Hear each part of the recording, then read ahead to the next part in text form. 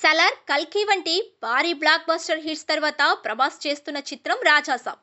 వరుస ఫ్లాప్లలో ఉన్న మారుతి ఈ చిత్రానికి దర్శకత్వం వహిస్తున్నాడు. వరుస డిజాస్టర్ ఫ్లాప్లతో కోట్ల రూపాయల నష్టాలు చవిచూసిన పీపుల్స్ మీడియా ఫ్యాక్టరీ సంస్థ ఈ చిత్రాన్ని ఎంతో ప్రతిష్టాత్మకంగా తీసుకుని తెరకెక్కుతుంది.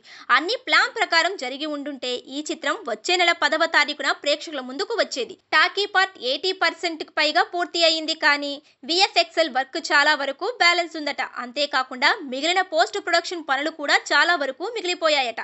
దీంతో ఏప్రిల్లో కాకపోయినా సెప్టెంబర్లో అయినా ఈ సినిమా రిలీజ్ అవుతుంది అనుకున్న అభిమానులకు నిరాశే మిగిలేలా ఉంది.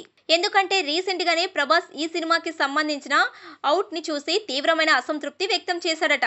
గ్రాఫిక్స్ వర్క్ పై ఆయన డైరెక్టర్, నిర్మాతలపై సీరియస్ అయినట్లు తెలుస్తుంది. ఏదో చిన్న సినిమాకి డిజైన్ చేసినట్లు ఉన్నాయట గ్రాఫిక్స్ వర్క్.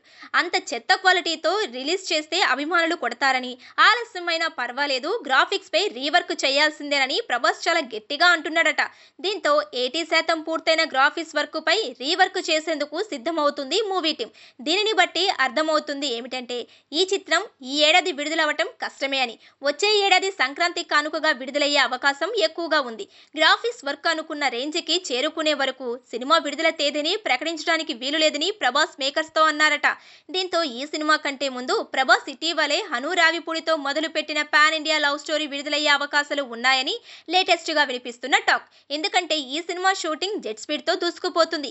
ఇదే స్పీడ్ తో ముందుకు పోతే డిసెంబర్ నెలలో ఈ సినిమా థియేటర్లోకి వచ్చే అవకాశాలు ఉన్నాయట. అవుట్పుట్ కూడా ఇప్పటి వరకు వచ్చింది చాలా బాగా వచ్చిందని సమాచారం. మైత్రి మూవీ మేకర్స్ ఈ సినిమాని నిర్మిస్తున్న సంగతి తెలిసింది.